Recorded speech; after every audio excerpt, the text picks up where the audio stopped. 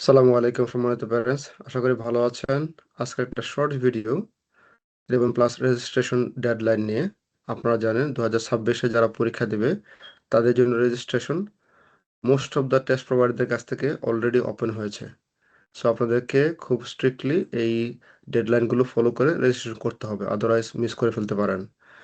আমরা আপনাদের সুবিধার্থে একটা ফাইল কম্পাইল করেছি যেখানে এই টেস্ট সংক্রান্ত ইনফরমেশনগুলো আছে, আপনাদের জন্য অনেক হেল্পফুল হবে। সো আমি আপনাদেরকে কুইকলি এটা দেখিয়ে দিচ্ছি। So let's share.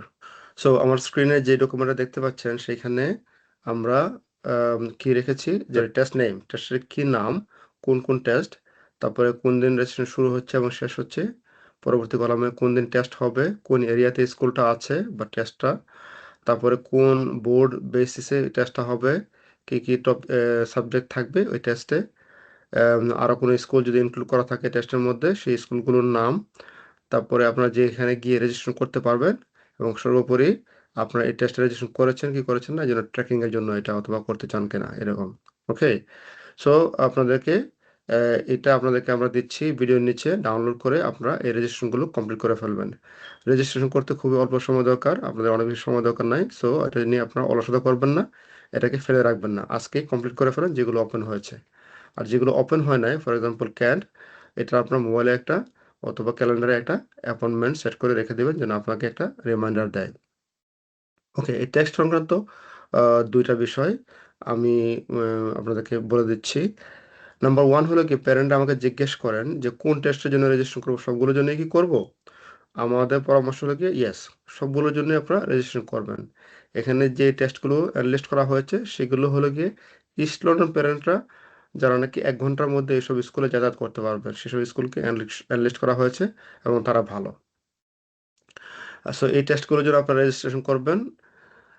সেকেন্ড হলো গিয়ে, অনেক সময় জানতে চান যে এই টেস্টটা কতটুকু ভালো, এই স্কুলটা কতটুকু ভালো, বা আমি এখানে আসলে দিব কি দিব না।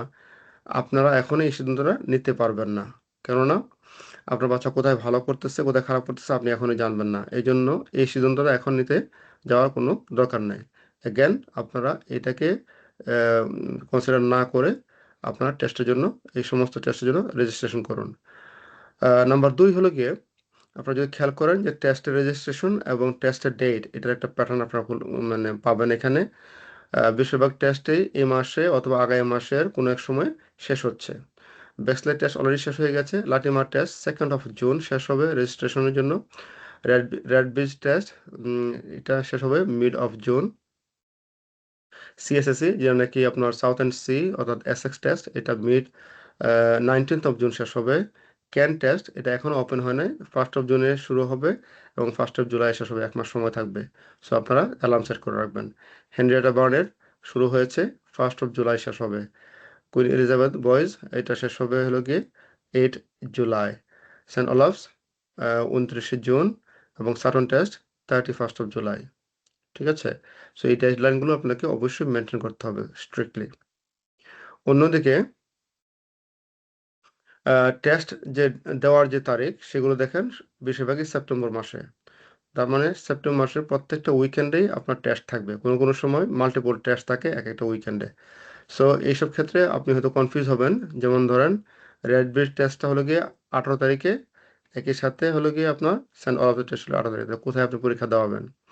সো আপনি যদি সিদ্ধান্ত নিতে না পারেন তাহলে দুইটার জন্য রেজিস্ট্রেশন করুন, আর পরবর্তী সময় আপনি বিভিন্ন আরও আন্ডারস্ট্যান্ডিংয়ের ভিত্তিতে এই সিদ্ধান্তটা আপনি নিতে পারবেন। সো রেজিস্টার ফর ইট নাও।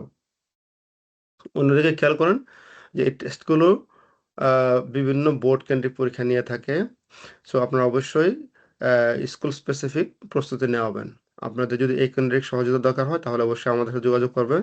আমাদের সাথে যোগাযোগের নাম্বার নিচে দেওয়া আছে। আমরা আপনাদেরকে শুধু ওভারঅল ট্রেনিং নয়, school specific, test specific training এবং মক নিয়ে থাকি, এবং আপনার বাচ্চার অবস্থান কোথায় আছে, কোথায় তাকে সহযোগিতা করতে হবে, এই সমস্ত একটা গাইডলাইন আপনাকে আমরা প্রোভাইড করব। ঠিক আছে, সো আমাদের টেস্টের জন্য এবং আমাদের কাছ থেকে সহযোগিতার জন্য আপনারা আমাদেরকে এই নাম্বারে যোগাযোগ করবেন, আপনারা আমাদেরকে সহযোগিতা করব। আর মিন টাইম আপনাদের বাচ্চা এবং আপনাদের এই 11+ জার্নি সহজ হোক এবং আপনাদের সাকসেস নিশ্চিত হোক, এই দোয়া করছি। আজকে এই পর্যন্তই, থ্যাংক ইউ।